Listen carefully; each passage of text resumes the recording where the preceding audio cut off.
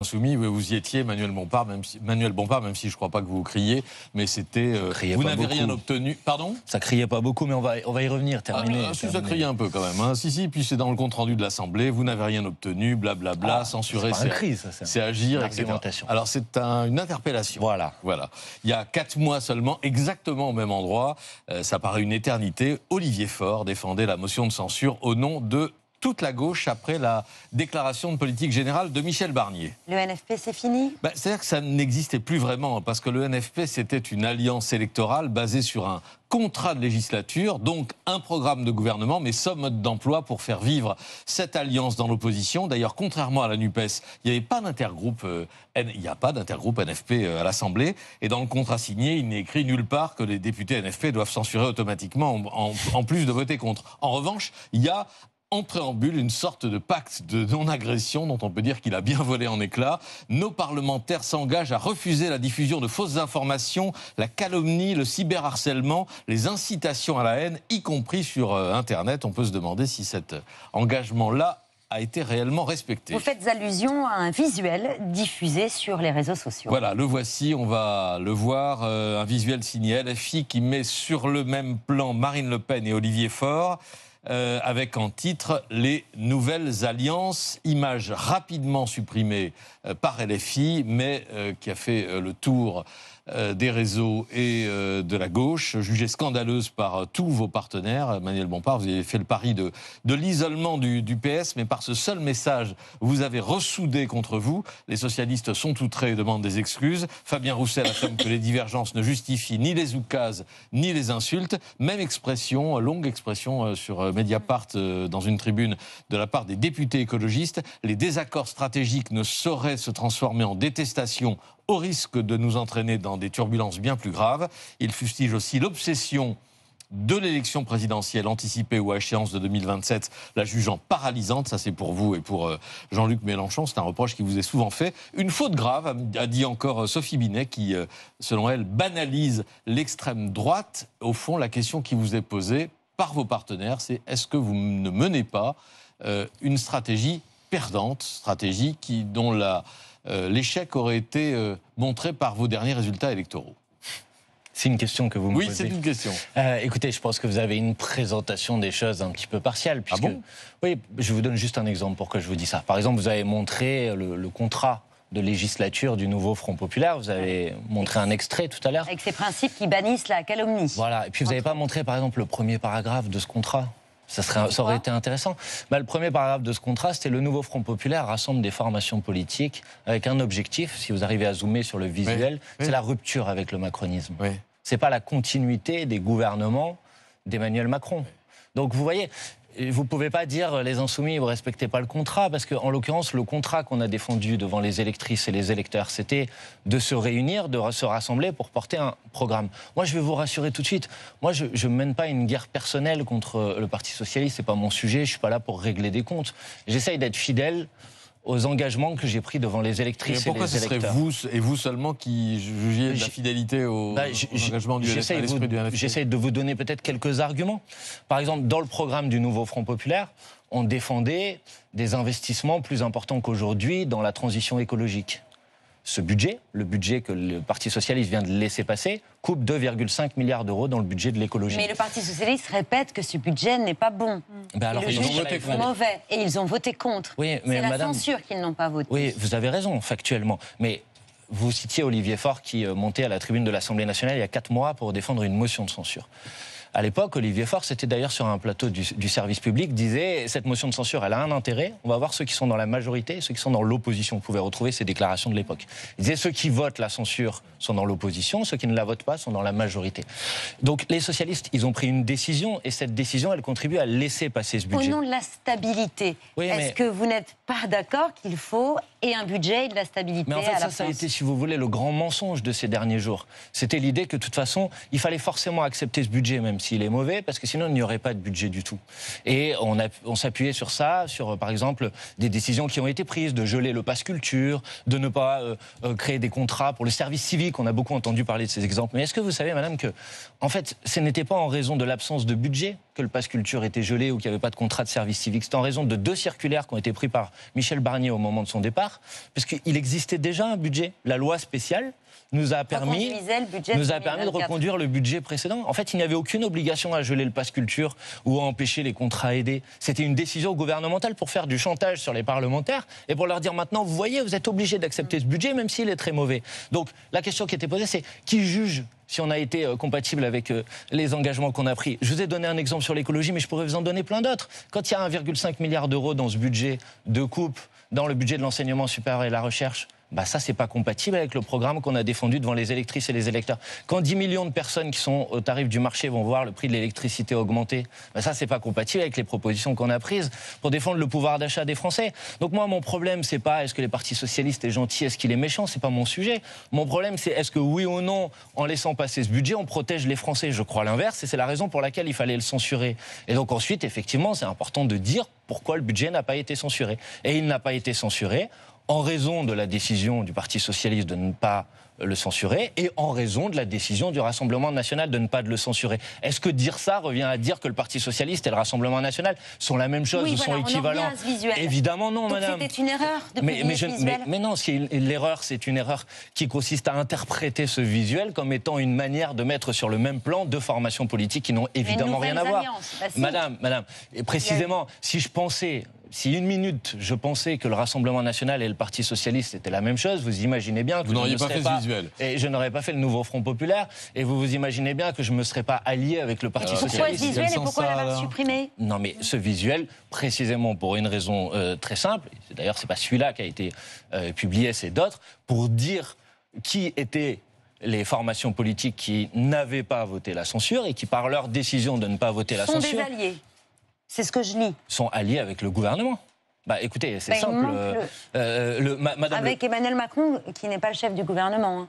D'accord, mais bon, je pense, si vous voyez une différence dans la politique de François Bayrou et celle d'Emmanuel Macron, vous avez de l'imagination. Moi, j'en vois peu.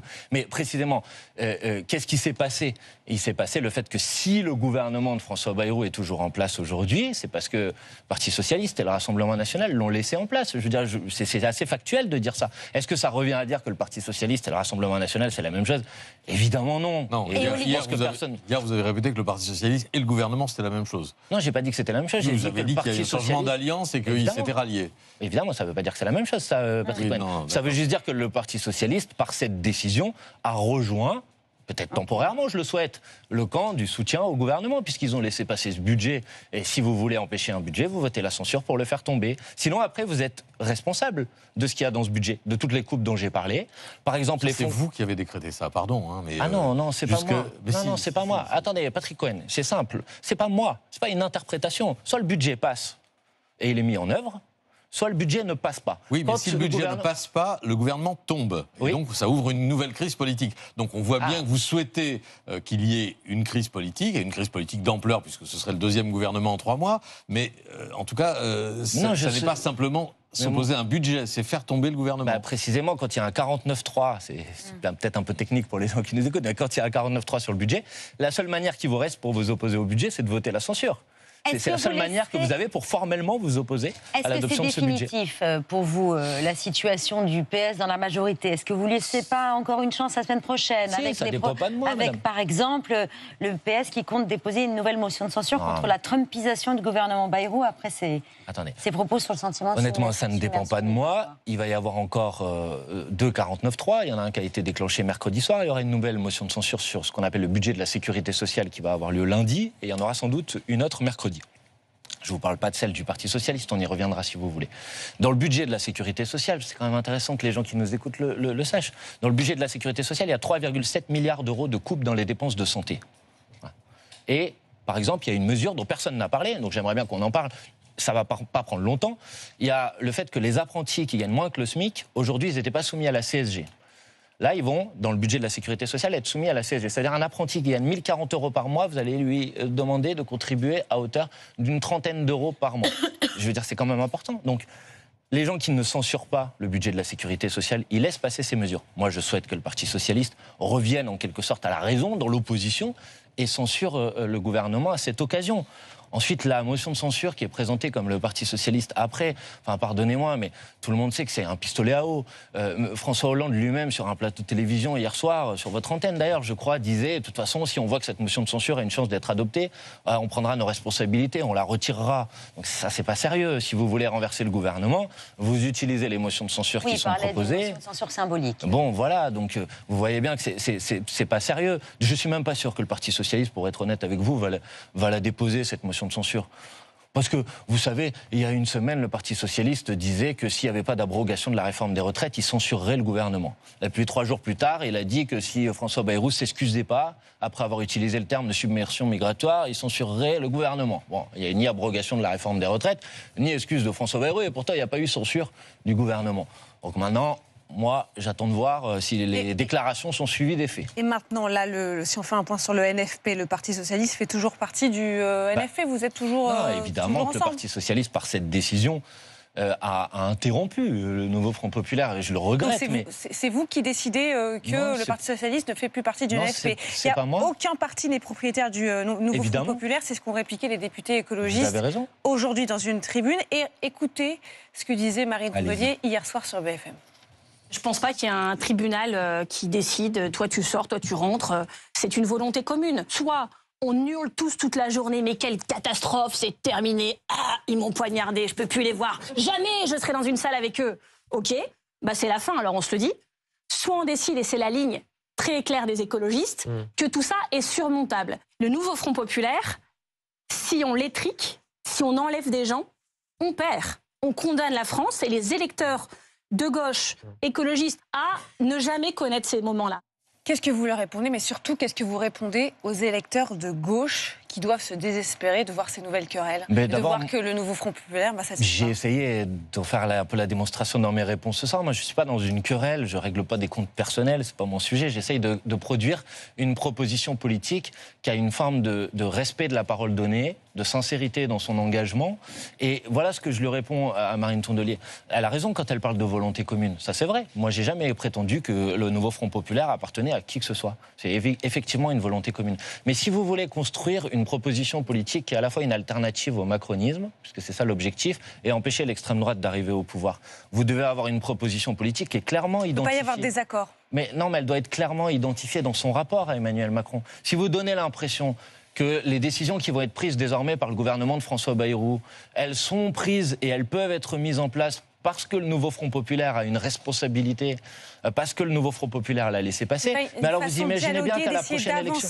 Mais madame, vous imaginez bien qu'à la prochaine élection législative, présidentielle, je vais arriver dans un débat et je vais dire, mais moi je ne suis pas d'accord avec ce qu'a fait François Bayrou, parce que je n'étais pas d'accord, par exemple, pour couper dans le budget de l'écologie. Mais alors il y a des gens qui vont me dire en face, oui, vous n'étiez pas d'accord, mais certains de vos amis, de vos alliés l'ont laissé passer. Donc et donc je ne serai pas cohérent. Et donc je ne serai pas convaincant. Donc je ne serai pas convaincant. Vous ne pouvez pas avoir dans une même coalition des gens qui sont dans la majorité et des gens qui sont dans l'opposition. Sinon, il y a un problème de clarté, de lisibilité, votre proposition politique. Ils ne sont pas dans la majorité. Mais en fait, voter contre, voter contre, c'est voter pour. Il y a plus. C'est vous qui dites ça. Voter contre, c'est voter pour. Mais non, mais vous dites qu'il vote contre ce budget. Et vous dites qu'il l'accepte. Mais Patrick Cohen, non, attendez, c'est important. Ils l'ont laissé passer ou pas? Non, ils refusent de voter, de renverser le gouvernement. Attendez, ma question est... Vous me direz, c'est pas moi de vous poser des questions peut-être, mais c'est assez simple pour que les gens qui nous écoutent. Quand monsieur Bayrou arrive devant l'Assemblée nationale, il dit le budget 49.3. À ce moment-là, vous avez deux possibilités. Vous le laissez passer, vous ne votez pas la motion de censure, ou vous votez la motion de censure et vous vous opposez au budget. À ce moment-là, le Parti socialiste a décidé de ne pas la voter. Et donc, de laisser passer ce budget. Il aurait pu faire autrement. Et peut-être que ce budget, on aurait pu le faire tomber. Alors moi, j'ai une question. Vous dites, on n'est pas dans la querelle, on n'est pas dans l'invective. J'essaye de pas l'être. Là, vous êtes gentil ce soir, etc. Je suis pas gentil. Trafiquant, menteur, traître, vendu pour un plat de lentilles. Vous trouvez que c'est constructif, que ça soude le groupe, que ça contribue à voulez que je remettre... Monsieur Cohen, soyez pas...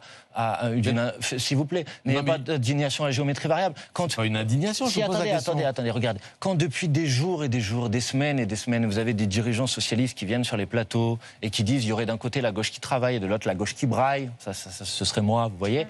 Quand j'entends le député Jérôme Guedj dire les insoumis aboient et la caravane passe, j'ai besoin que je vous rappelle la citation, normalement c'est les chiens aboient. Bon, c'est pas très sympathique non plus, vous voyez. Donc moi, mon sujet, c'est parce que j'imagine évidemment que les gens qui nous écoutent, leur problématique, c'est pas vraiment de savoir qui est gentil et qui est méchant. Leur problématique, c'est de savoir comment ils vont finir les fins de mois demain, c'est de savoir si les services publics ils vont fonctionner demain, c'est de savoir si dans ce pays et dans le monde dans lequel on vit, dans 30 ans, dans 40 ans, de 50 ans, la vie humaine sera toujours possible parce qu'on aura fait face à l'urgence climatique. Donc, excusez-moi d'essayer de répondre sur le fond, et même si je comprends que ça vous intéresse, d'être un peu moins préoccupé par les querelles politiciennes. Bon, vous restez avec nous pour commenter le reste de plaisir. l'actualité. C'est l'heure de la story de Mohamed Bouafsi.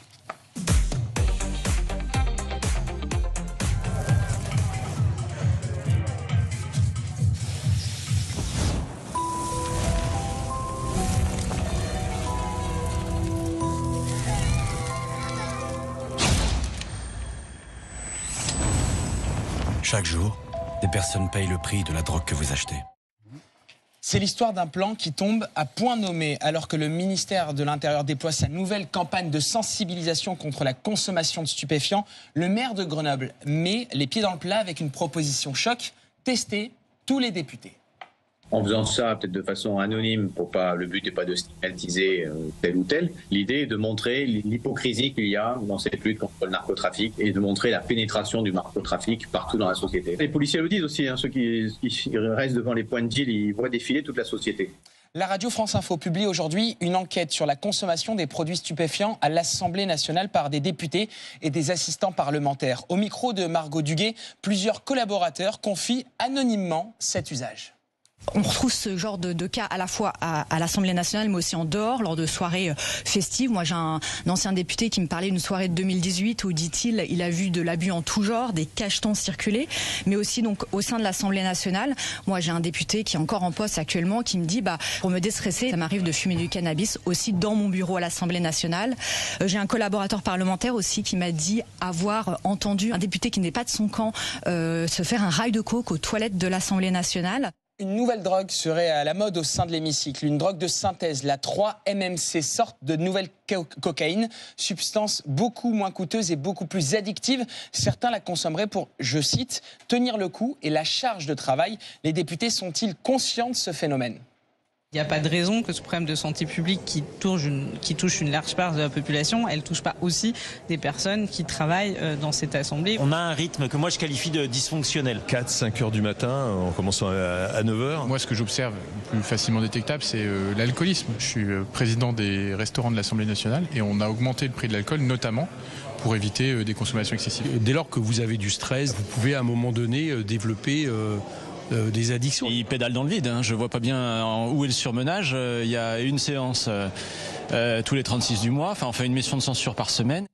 Mi-octobre à Paris, le député insoumis Andy Kerbrat avait été arrêté dans le métro alors qu'il achetait de la 3-MMC. Depuis, il a annoncé qu'il suivait un protocole de soins. Pendant la réforme des retraites, le Parisien évoquait une buvette en rupture de stock, des débuts de bagarre à cause de l'alcool. Caroline Janvier était députée jusqu'en 2024. Elle était l'une des premières à tirer la sonnette d'alarme. J'ai pu constater à certains moments, à certains endroits, de la consommation à la fois de drogue et d'alcool, de la cocaïne, de la drogue de synthèse. Vous passez toute votre semaine à l'Assemblée sans voir votre famille, du lundi au vendredi, que vous avez des séances de nuit qui s'étirent, et bien forcément, à un moment donné, vous pouvez avoir des temps où vous allez consommer de l'alcool avec des collègues, des moments où vous allez... célébrer une victoire politique, parce que ça devient aussi votre lieu de vie en fait. La plupart des élus et des assistants parlementaires évoquent donc souvent les mêmes mots qui entraînent cette chute. Pression médiatique, manque de sommeil, des arguments fallacieux pour l'addictologue Amine Benyamina. On en a des députés en consultation ou bien des... Voilà, ça ne m'étonne pas. Ce n'est pas la politique qui les a choisis, c'est eux qui ont choisi la politique. Ils savent parfaitement comment les choses se passent. Donc je suis toujours très gêné par le déterminisme dit professionnel qui peut sélectionner les consommateurs. Dans ces cas-là, tous les médecins qui font des gardes depuis 40 ans seraient tous des cocaïnomanes. Tous ceux qui font des travaux pénibles le seraient. C'est une évolution de la société, forme d'impunité. Et puis aussi un renouvellement du personnel politique. On a des gens plus jeunes, avec des milieux différents. C'est tout ça qui peut-être explique l'arrivée d'une nouvelle génération avec une nouvelle façon de faire et puis une banalisation de la consommation de la drogue. Si l'omerta règne encore sur ce sujet, de plus en plus de voix se font entendre pour mettre fin à ce fléau, comme celle de Gérald Darmanin, ministre de la Justice. C'était sur notre plateau mardi. Il y a des cercles de pouvoir aussi, il y a des cercles de richesse qui utilisent la drogue. Moi, j'ai vu, de mes yeux vus, les scooters T-Max de la Défense venir dans les tours de Pablo Picasso à Nanterre récupérer la drogue. C'est pas qu'une question de jeunes de quartier issus d'immigration, la drogue. C'est aussi des avocats d'affaires, des cadres, des journalistes, des politiques qui en consomment. La consommation et la question de la drogue n'est pas qu'une question de jeunes de quartier issus d'immigration. Manuel Bompard, comment exiger aux Français la fin de la consommation de drogue alors qu'elle se propage au sein même de l'Assemblée nationale? Moi, je pense que vous avez raison de pointer, de mettre l'accent sur un fléau aujourd'hui, qui est le fléau des addictions, qui existe en fait dans la société dans son ensemble et qui existe sans aucun doute aussi à l'Assemblée nationale. Et en fait, la question qui nous est posée, ça ne sert à rien de focaliser exclusivement, évidemment que la question de l'Assemblée, elle pose une difficulté aussi. Mais c'est la question de comment on lutte contre ces addictions qui montent en puissance dans la société de son ensemble. On parle de la drogue, mais l'alcool, les médicaments, on pourrait en parler aussi. Moi, le reproche que j'aurais à formuler à M. Darmanin, c'est que si vous voulez faire face à cette problématique et la problématique des addictions, vous devez le traiter par une politique et une politique de santé publique. Pas uniquement dans une vision qui est une vision répressive, d'ailleurs. J'entendais récemment... C'était surtout sur les narcotrafiquants que c'est très coercitif.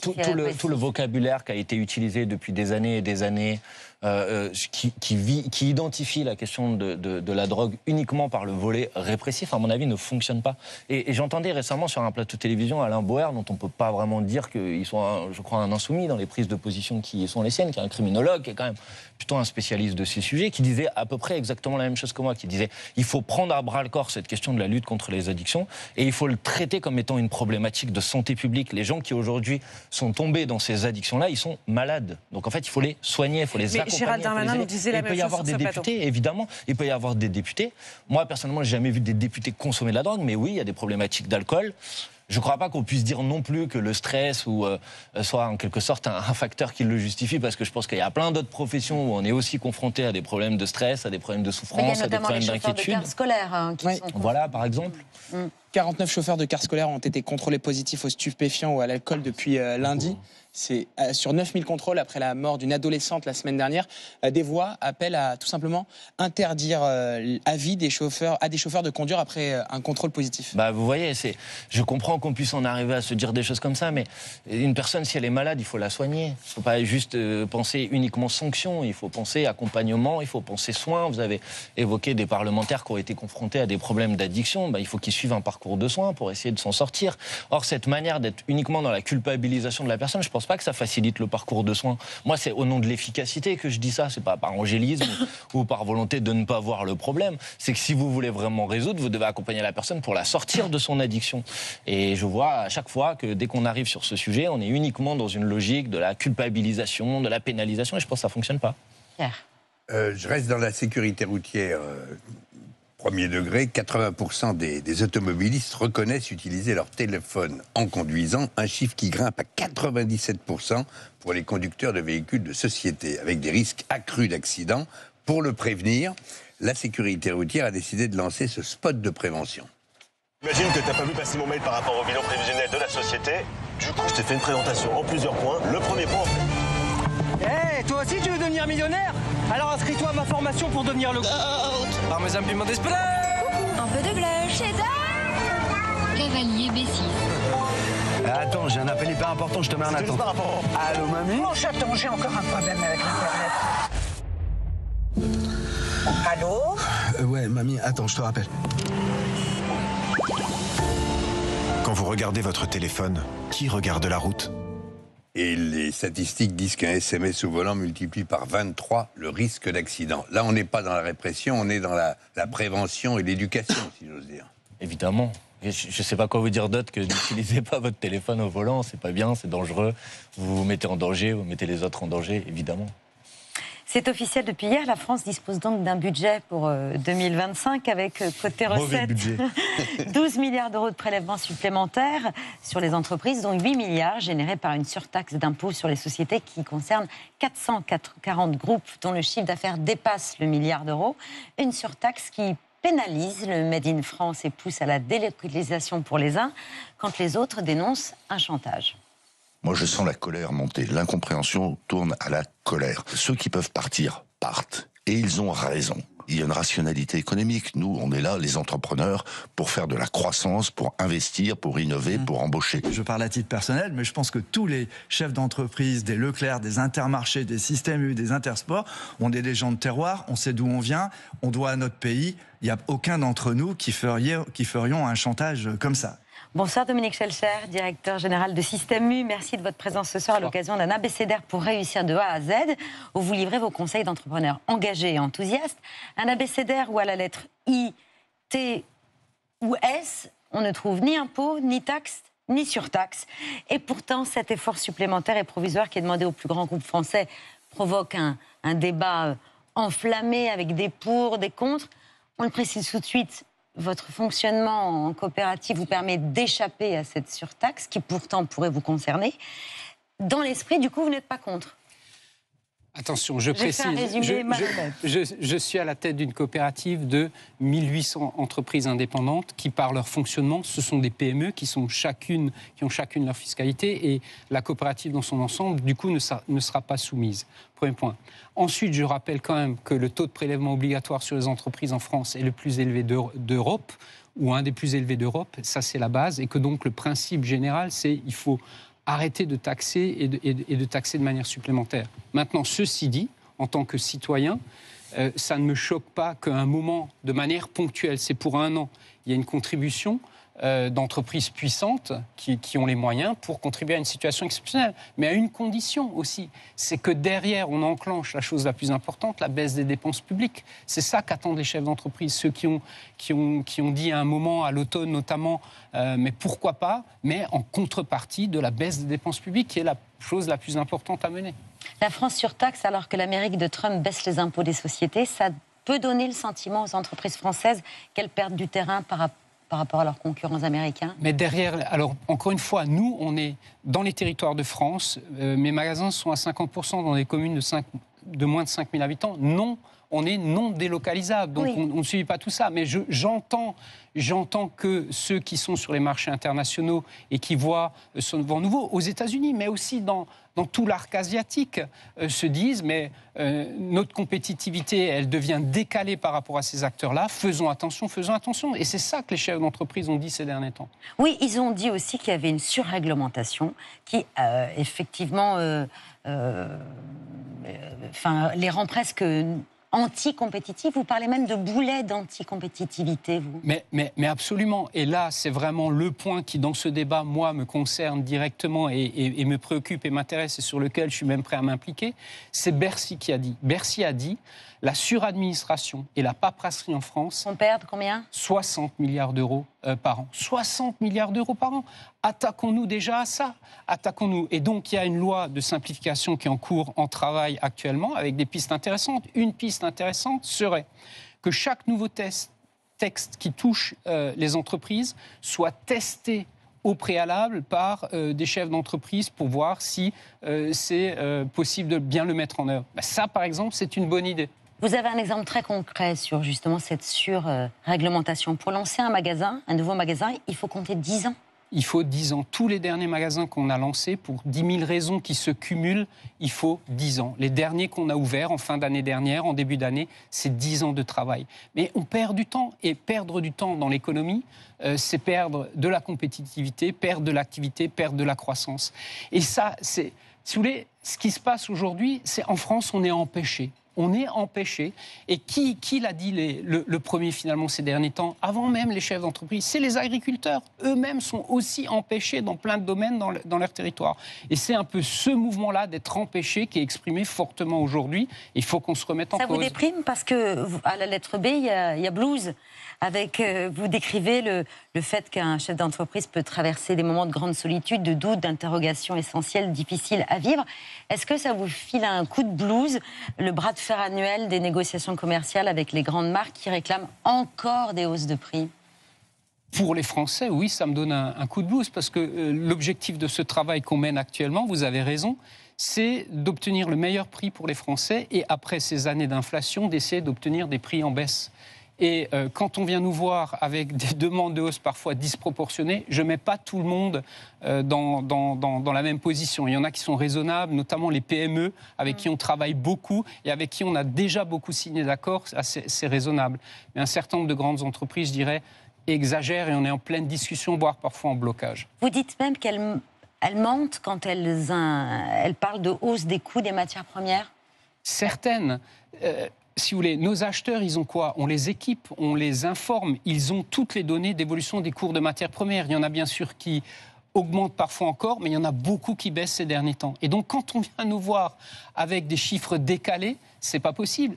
Et comment peut-on expliquer, par exemple, qu'une biscuiterie PME traditionnelle vienne avec une demande de hausse de 3-4% et sur le même créneau, une grande entreprise demande une hausse à 2 chiffres, avec les mêmes matières premières, du blé, du sucre, du cacao. On ne comprend pas. Et donc c'est là qu'on fait notre travail, qu'on discute et qu'on veut accompagner les Français au bout du compte. Qu'un budget ait été validé, adopté et que ça assure une certaine stabilité, ça vous satisfait, ça vous rassure ? L'incertitude n'est pas bonne pour les entreprises parce que très clairement, depuis la dissolution, il y avait beaucoup d'attentisme, il y avait des reports d'investissement, clairement. Quand on parle, il y a eu des décisions de report significatives. Ça, c'est du côté des entreprises, mais elle n'est pas bonne pour les Français non plus. Les Français, actuellement, moi, je le dis et je le répète, n'ont pas le moral, Ça a été dit dans l'émission précédente, c'est dans l'air.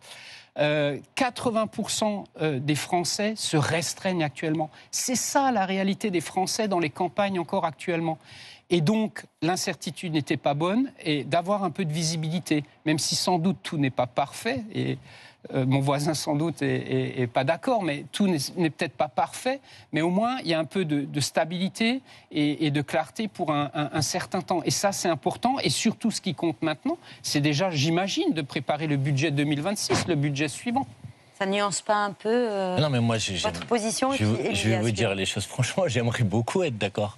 J'aimerais beaucoup vous dire c'est super, on a un budget, ça va régler le problème. Mais si vous regardez par exemple les prévisions économiques, le budget de M. Bayrou, il est pire que le budget de M. Barnier en termes de compression de la dépense publique. Les prévisions de l'OFCE, c'était 0,8 points de PIB, c'est-à-dire une division de la croissance par 2. Donc moi, si vous voulez, évidemment que comme tout le monde, je souhaite que les gens ils puissent avoir de la prévisibilité, de la visibilité, j'ai aucun problème avec ça. Mais le problème, c'est que si vous comprimez la dépense publique, dans tous les secteurs, prenons le secteur du bâtiment par exemple, si vous coupez dans les aides comme c'est le cas dans le budget, si vous coupez dans les aides à la rénovation énergétique des logements, si vous coupez, là on coupe plusieurs centaines de millions d'euros dans ça, à la fin vous avez tout un secteur, le secteur du bâtiment qui va être en difficulté. Donc moi j'aimerais bien vous dire que je suis content parce qu'il y a un budget, mais le problème c'est que je pense que ce budget est très mauvais. Et pour le reste, et après je veux juste dire sur l'autre point qui a été abordé, parce qu'on s'était déjà vu dans le cadre d'un travail parlementaire qu'on avait initié à l'époque, quand il y avait une inflation très importante, où on avait fait la démonstration qu'il y avait eu une inflation très importante, que les prix payés aux agriculteurs avaient baissé, et par contre que les marges des grandes entreprises, je ne parle pas de tout le monde, des grandes entreprises de l'industrie agroalimentaire avaient progressé. Et on a un problème, et là c'est un point avec lequel je suis d'accord, on a un problème de transparence sur les marges. On a un problème de transparence sur les marges. On avait déposé une proposition de loi pour qu'il y ait un vrai observatoire qui permette de savoir comment est calculé le prix. Et à un moment, il faut qu'il y ait un encadrement dans les marges. On ne peut pas avoir au milieu des actrices ou des acteurs dans la chaîne qui s'en mettent plein les poches pendant que les producteurs souffrent, les consommateurs souffrent, et à la fin, il y a une petite minorité qui s'en met plein les poches. Ça, c'est pas possible.